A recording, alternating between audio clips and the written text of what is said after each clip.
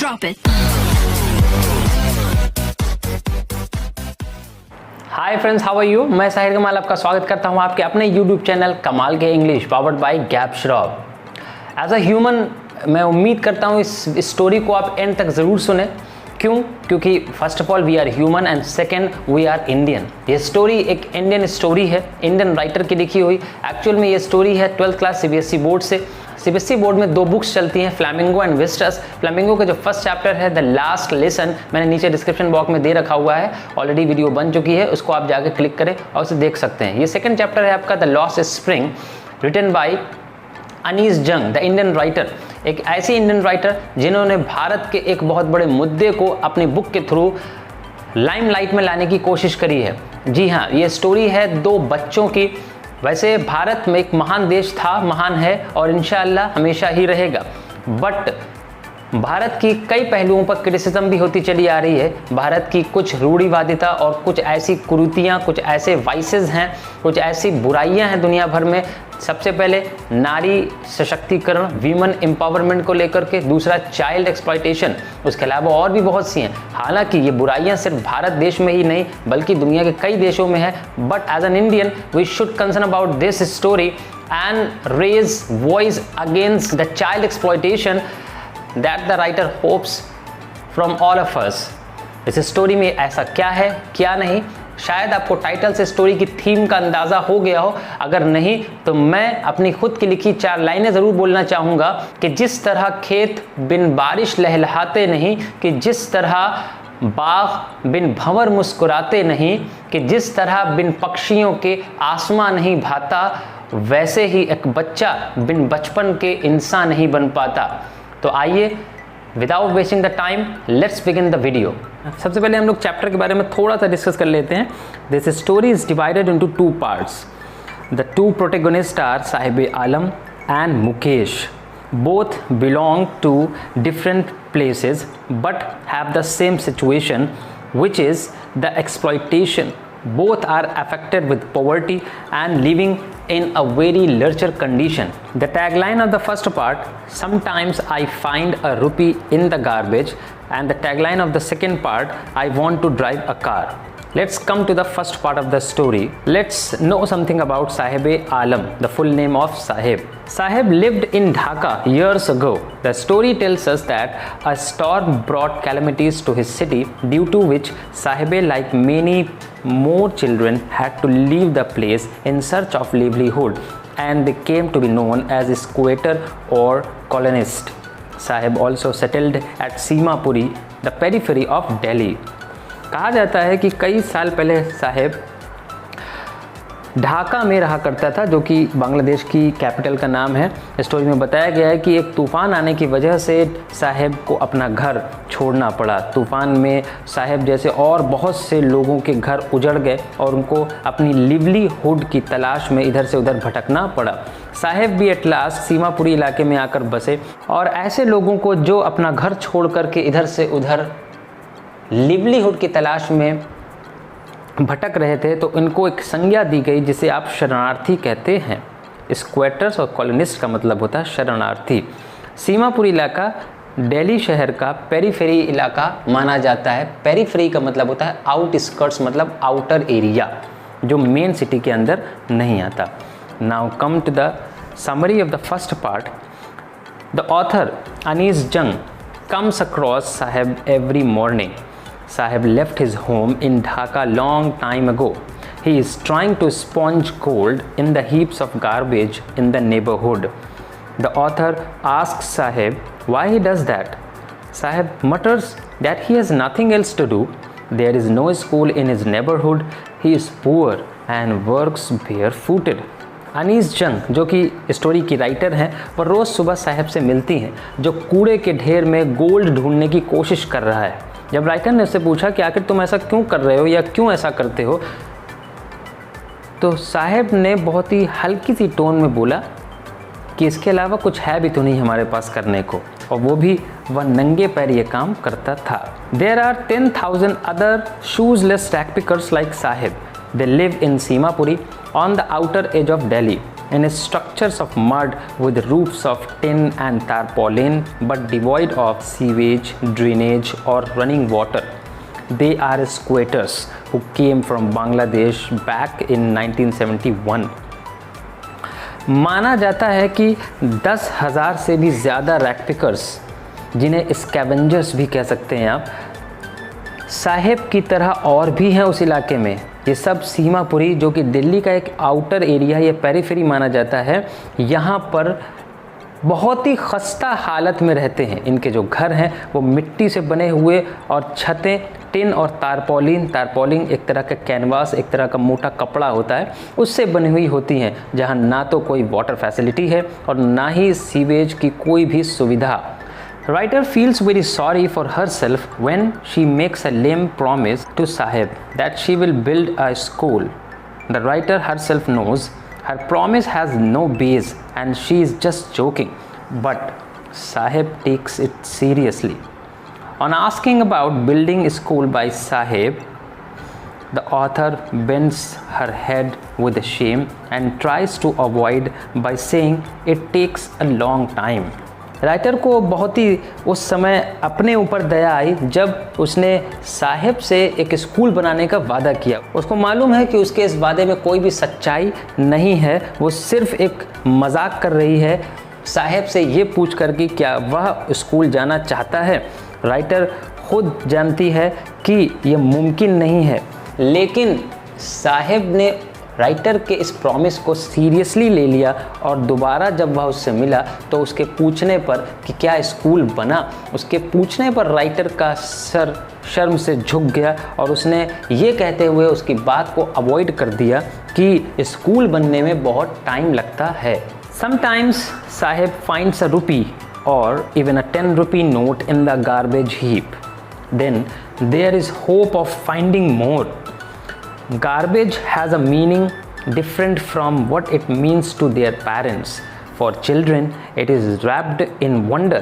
For the elders, it is a means of survival. Whenever the writer meets Sahib, Sahib has a hope in his eyes and always smiles. He has nothing to worry and he works with heart. कभी कभी साहिब को उस कूड़े के ढेर में 1 रुपया मिल जाता है तो कभी कभी 10 रुपये भी मिल जाते और कभी कभी उससे ज़्यादा की चाहत में वह और खोजबीन करता। हालांकि उस कूड़े के ढेर का मतलब साहिब जैसे बच्चों के लिए अलग था और उसके माता पिता के लिए अलग। बच्चों के लिए जहां ये लिपटी हुई अनोखी वस्तुएं थी तो वहीं बड़ों के लिए उनके जीने का सहारा।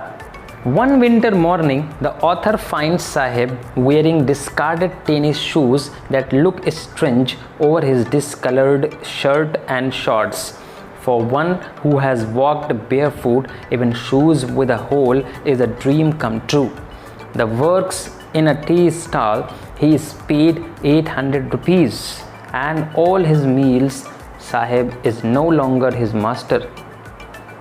His face has lost the carefree look. He doesn't seem happy working at all as he was earlier. एक सर्दी की सुबह ऑथर साहिब से फिर मिलती है और उसे दिखा कि साहिब फटे पुराने टेनिस शूज़ पहने हुए जो टेनिस खेलते टाइम पर प्लेयर्स पहना करते हैं।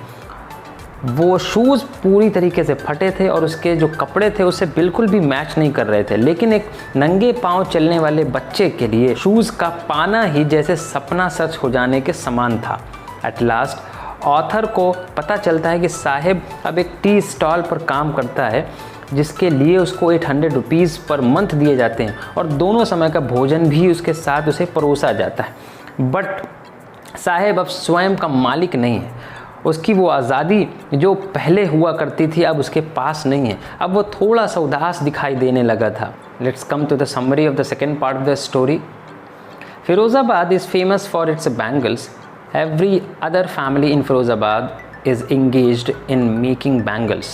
Families have spent generations working around furnaces, welding glasses, making bangles for women.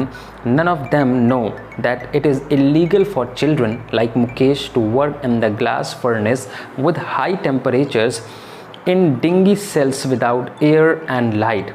They slog their daylight hours, often losing the brightness of their eyes. If the law is enforced, it could get Mukesh and 20,000 children out of the hot furnaces. Firozabad अपनी चूड़ी के कारखानों के लिए प्रसिद्ध रहा है हमेशा। वहाँ पर हर दो में से एक परिवार चूड़ियाँ बनाने के काम में व्यस्त है। घरों में भट्टियाँ लगी हुई हैं, शीशे के जोड़ हुआ करते हैं। लड़कियाँ और घर की औरतें चूड़ियाँ ही बनाती हैं और पीढ़ी दर पीढ़ी ये काम होता चला आ रहा है। उनमें से कोई भी यह नहीं जानता कि मुकेश जैसे छोटे से बच्चे के लिए ये इतना हाई टेम्परेचर, इतना तेज़ टेम्परेचर वाले शीशे की भट्टी में, जहाँ पर हवा या रोशनी बिल्कुल भी नहीं है, ये एक गैर कानूनी है, ये एक अवैध कार्य है। अगर कानून को एकदम स्ट्रिक्टली लागू कर दिया जाए तो मुकेश जैसे 20,000 और भी बच्चे हैं जिनको इन गर्म भट्टियों से आज़ादी मिल सकेगी।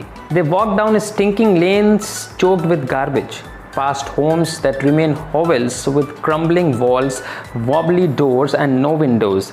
Humans and animals coexist there. They enter a half-built shack. One part of it is thatched with dead grass. A frail young woman is cooking evening meal over a firewood stove. She is the wife of Mukesh's elder brother and already in charge of 3 men, her husband, Mukesh and their father.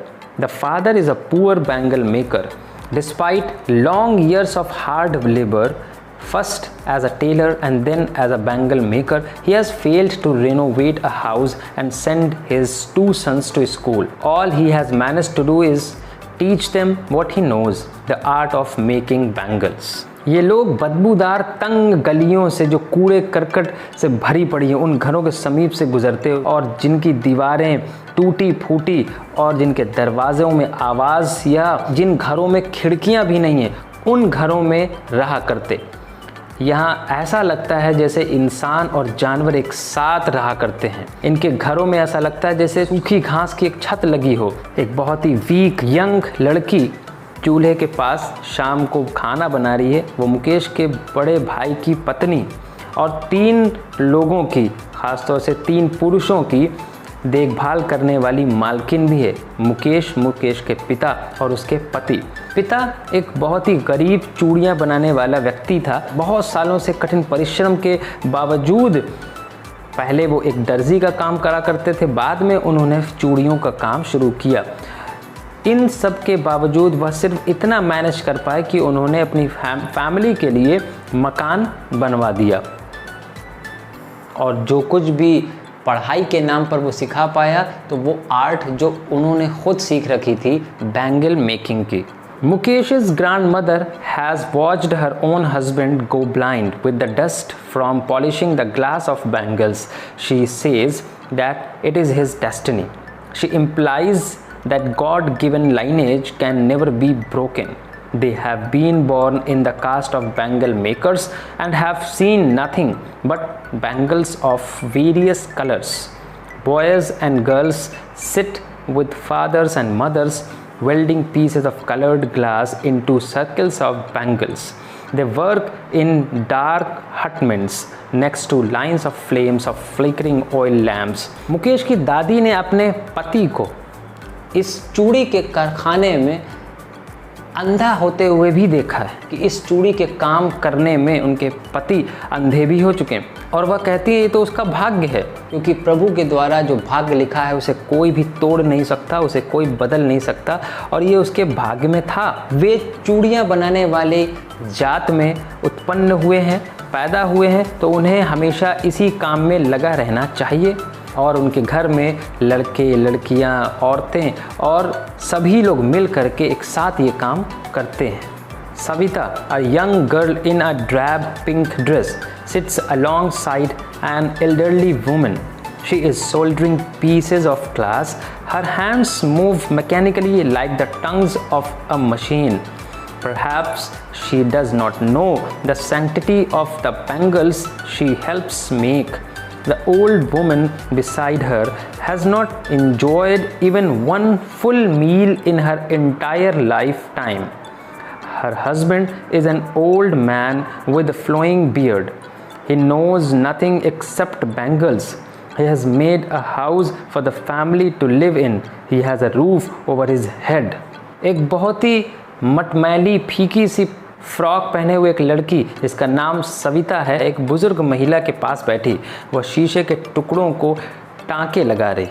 उसके हाथ किसी machine के चिमटे की तरह चल रहे हैं। शायद वह उन चूड़ियों की पवित्रता, उसकी होलीनेस के बारे में बिल्कुल जानती भी नहीं होगी जिसको वो बना रही है। उसके पास बैठी वो औरत इस काम को करने में उसने कभी भी भरपेट 2 टाइम का खाना तक नहीं खाया। उसका पति एक लहराती हुई दाढ़ी वाला एक बूढ़ा व्यक्ति है। वह चूड़ियों के अतिरिक्त कुछ और जानता भी नहीं। उसने परिवार के लिए सिर्फ एक मकान बनवा दिया है और इतना ही काफ़ी है कि उनके सर के ऊपर छत है।